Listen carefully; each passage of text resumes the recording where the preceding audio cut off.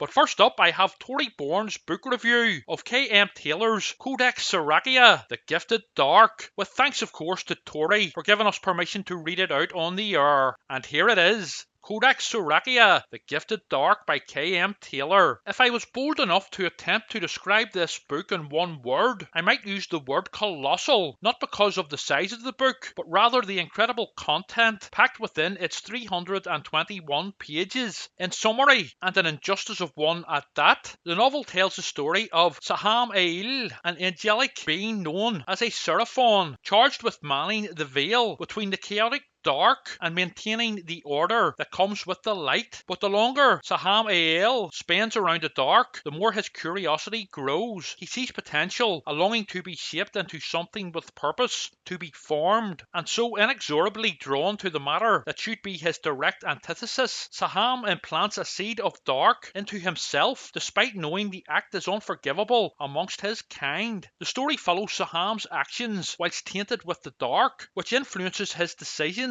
as he traverses and interacts with a mortal world known as Terrasan, and further explores his inner turmoil as he attempts to redeem himself and reclaim his place amongst the Seraphon, and just how far he is willing to go for repentance. For a debut novel, Codex Sohrakia is outstanding. The prose is poetic, at times reminiscent of an epic. Paradise Lost comes to mind, which I can only assume was a point of inspiration for Taylor, but more so than the writing. For me, what really shines through is Taylor's seamless ability to build not just a world, but a universe, a mythology, a creation story, and the scope clearly did not overwhelm her, as the detail in the mortal world and its inhabitants and environments, married with the obscurity and mystery surrounding the home of the Seraphon, makes for a compelling and feasible setting. Taylor expertly weaves the information she wants you to know, with just as many questions to keep you invested and always wanting more, but also sparking reasonable doubt within the reader as the story unfolds and more of the world is opened to them. The world feels real, tangible yet obscure, all at once, both reasonable and inexplicable. Thematically, the concept of good and evil is constantly explored through the actions of Saham and a sizable cast of characters. However, what I found to be the most compelling was the exploration of redemption and punishment. As Saham embarks on his quest for redemption, a quest he bestows upon himself, may I stress, we are witness to some incredibly disturbing acts, arguably evil acts. But are these acts evil when being done in the name of good, of God? It is harrowing to read Saham's constant justifications for what he does, justifications that are not an attempt to convince the reader, but to convince himself. And then the question is asked, who is punishing who? Has Saham fallen so low because of his own guilt, because he believes himself to require punishment? It's a profound concept that one has been indoctrinated to deeply believe in sin, that their punishment is not a divine act of God, or of anyone else for that matter, that it is self-inflicted, self-perpetuating, and that for me was what made this novel outstanding. The novel is not scary, however there is an undeniable horror throughout due to the many violent and cruel acts committed against the other and the misunderstood. It can be a harrowing read at various points, and a few instances may evoke a strong emotional response, but Taylor is never obscene or gratuitous with the darker scenes. If you enjoy immense world building, questions of morality, mythology, and strange yet endearing creatures of darkness, this story is very much for you. Codex Sohrakia, The Gifted Dark, is available to purchase from Amazon. With thanks again to Tori for that review.